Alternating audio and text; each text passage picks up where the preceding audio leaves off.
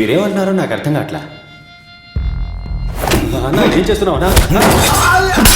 అవునన్నా అవునన్నా అబ్బా నా ఫ్రెండ్ అన్నా వాడు ఎక్కడున్నాడో నాకు తెలియదన్నా. వాడు ఏం చేస్తాడో కూడా నాకు తెలియదన్నా. అన్నా అన్నా అన్నా అన్నా వాడి మొబైల్ కనపడలేదన్నా. ఇంకో గంటలోపు వాడు ఇక్కడికి రాలేదో నా దగ్గర ఇంకో నెంబర్ ఉందన్నా. ట్రై చేద్దామన్నా వదిలేనా ట్రై చేద్దామన్నా.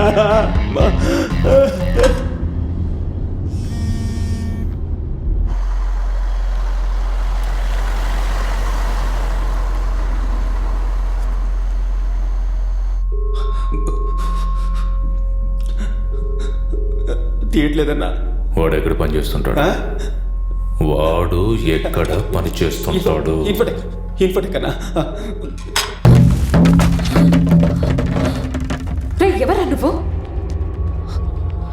నేను మా ఇంటికి వెళ్ళాలి. మా నాన్నకు ఫోన్ చేయండి. సరే మీ నాన్నగారి నెంబర్ చెప్పు. 9824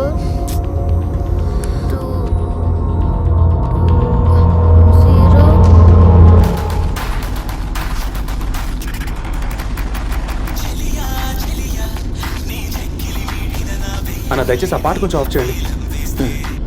సారీ సార్, నా వల్లే మీరు కూడా అనవసరంగా తిరుగుతున్నారు. పర్లేదన్నా, ఆ తాగుబోతులు చేసిన తప్పుకు మీరేం చేస్తారు?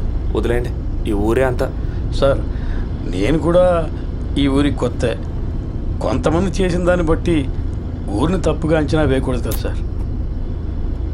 సార్ నేను ఎందుకు అంటున్నానంటే, మనలాగా ఈ ఊరికి బతుకు తెరుగు కోసం వచ్చిన వాళ్ళే ఎక్కువ. అలాంటప్పుడు మొత్తం ఊరినే తప్పు పట్టడంలో అర్థం లేదు కదా సార్. అంతేకాదు సార్, ఈ ఊరికి వచ్చి బాగా డబ్బు సంపాదించిన వాళ్ళంతా ఈ ఊరిని ఆడిపోసుకుంటారే తప్ప ఒక్కడు కూడా ఈ ఊరు వదిలి వెళ్ళిపోడు సార్. అవును సార్, ఒక్కడు కూడా ఈ ఊరు వదిలి వెళ్ళిపోడు. ఎందుకంటే ఈ ఊరు జాతకం అటువంటిది. జాతకమా? అవును అవును, రోడ్లో ఒకటి పట్టుకొని కొడితే అడగడానికి ఒక్కడు కూడా రాడు. 1,000,000 మంది ఉన్నారని పేరుకే. దీనికి మీరు సపోర్ట్ చేస్తున్నారు. మనం అడిగామా సార్? మనం అడిగితేనే మనకి జరిగినప్పుడు అడుగుతారు. ఏమంటారు? సరేనా, నువ్వు చెప్పేది కరెక్టే. నేను ఒకే ఒకటి అడుగుతాను, తప్పుగా అనుకోకూడదు. లంచా కొడుకంటే ఏంటి? సార్ ఏంటిది? పర్లేదు చెప్పన్నా. అది భూతని నాకు తెలుసు. అమ్మ తింటేగా అర్థం. అవును సార్. ఏంటన్నా, ఈ ఊళ్ళో చదువుకున్న వాళ్ళు అందరూ అదే మాట చెప్పి తిడుతున్నారు. మా ఊళ్ళో బోడి అని ఒక మాట అంటే వాడిని కొట్టడానికి వెళ్ళాడన్నా నా ఫ్రెండ్. ఉదయం సిగ్నల్లో ఒకడు ఈ మాటతో నా ఫ్రెండ్ని తిట్టాడు. వాడు నవ్వుకుంటూ వెళ్ళాడు. పోను అంతా అలవాటు అయిపోతుందంటే ఏంటి అర్థం? అమ్మని తిట్టడం కూడానా? సార్ సార్ సార్ అటువంటిదేం లేదు సార్. నేనేదో ఈ ఊరికి సపోర్ట్ చేసి మాట్లాడుతున్నాను, తప్పుగా అనుకోకండి సార్. బతకడానికి వచ్చిన ఊరి గురించి తప్పుగా మాట్లాడకూడదు అంటారు, అందుకే. సర్లేండి, ఇప్పుడు మీకు అలాగే అనిపిస్తుంది. ఏదో ఒక రోజు మీకే అర్థమవుతుంది.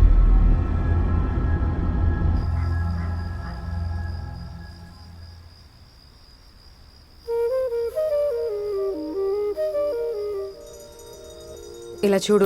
సారీ గట్ట వద్దులే, అదే ఫీల్ అవుతున్నావుగా. చాలా. హలో, సారీయా? ఓవర్గా ఫీల్ అవ్వకు.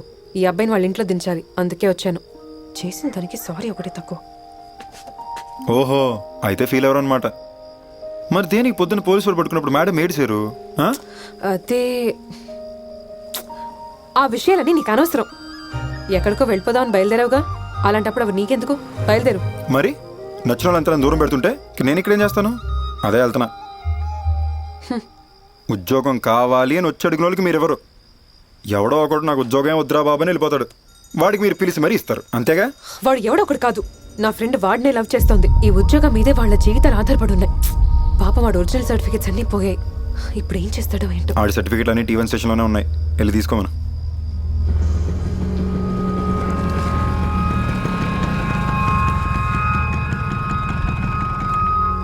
ఆడు మమ్మల్ని ఇరికిచ్చినందుకే ఫ్రెండ్స్ పొద్దున్న సర్టిఫికేట్ లేపేద్దాం అన్నారు. అప్పుడు నేనే అనవసరం ఎందుకు ఒకటి లైఫ్తో ఆడుకోవడం అని లైట్ తీసుకోమన్నా. ఆఖరికి ఇప్పుడు కూడా పొద్దున్న ఆఫీస్లో జరిగిన దానికి నీకు సారీ చెప్పేద్దామనే వచ్చా. ఇదంతా సెట్ అవుతుంది, కానీ నా బస్సుకి లేట్ అవుతుంది, నేను బయలుదేరతా.